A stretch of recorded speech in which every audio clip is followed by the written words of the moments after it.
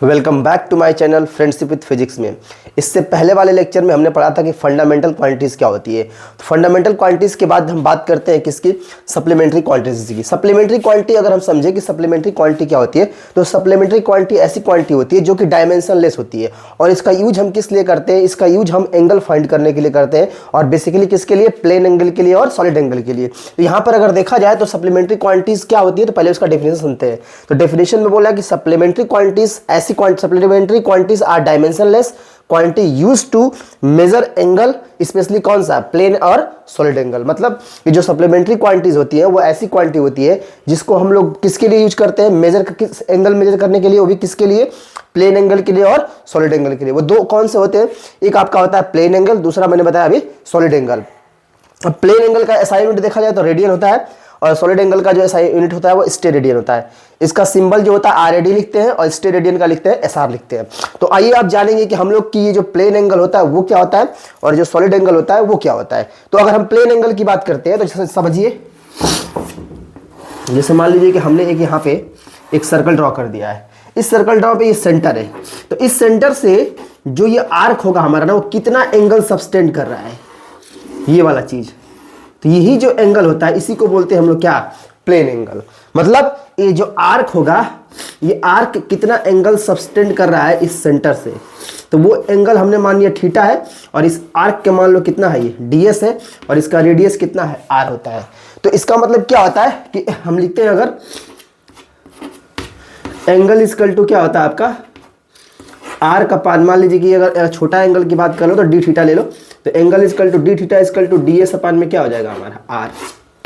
तो angle equal to क्या होता है, आर्क अपान में रेडियस। लेकिन अगर पूछा कि एक एंगल क्या होता है, तो समझो जो ये आर्क होगा ना, ये आर्क जो है और इसका जो रेडियस है, इन दोनों का लेंथ अगर बराबर हो जाए तो कट के क्या देगा हमें, 1 देगा।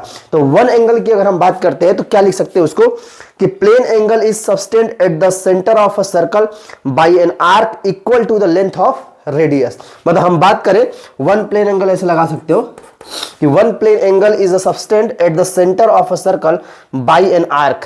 मतलब उस सेंटर से जो आर्क एंगल सबटेंड कर रहा है वो उसके रेडियस के क्या हो जाए, इक्वल हो जाए। तो 1 plane angle is subtended at the centre of a circle by an arc equal to the length of क्या, रेडियस। तो उस केस में आपको ये अगर ds और जो रेडियस आपस में वो बराबर हो जाएंगे तो वो क्या बन जाएगा आपका एंगल, वो भी कितना, 1 एंगल।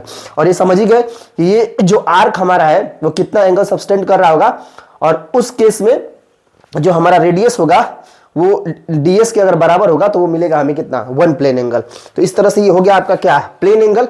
अब इसमें समझते हैं कुछ बातें और है, जैसे मैं पाई रेडियन की बात करता हूं यहाँ पर, तो कुछ कन्वर्टर है, जैसे कि हम बोले कि रेडियन को डिग्री में कैसे बदलेंगे, और डिग्री रहेगा तो रेडियन में कैसे बदलेंगे। जैसे मान लीजिए यहाँ पर पाई रेडियन इक्वल टू होगा 180 डिग्री, तो 1 रेडियन बराबर कितना हो जाएगा, 180 अपान में पाई हो जाएगा। तो कोई चीज अगर रेडियन में दिया रहा होगा तो उसको हम कैसे बदलेंगे डिग्री के अंदर में, तो वो देखेंगे हम लोग इसके अंदर। तो ये रेडियन का चीज है, यहाँ से रेडियन में दिया रहेगा तो उसको 180 अपान में पाई से मल्टीपल कर देंगे।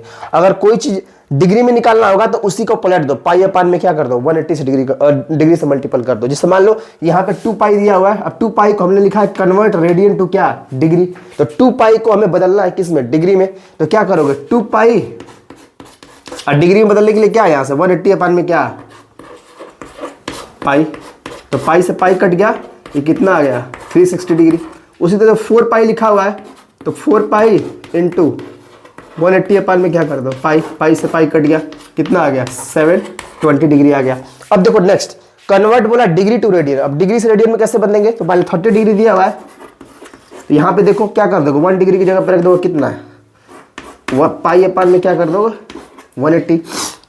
तो जब पाई अपान में 180 कर दोगे तो ये कट जाएगा 30 से, कितना बार में, पाई बाई 6 बार में।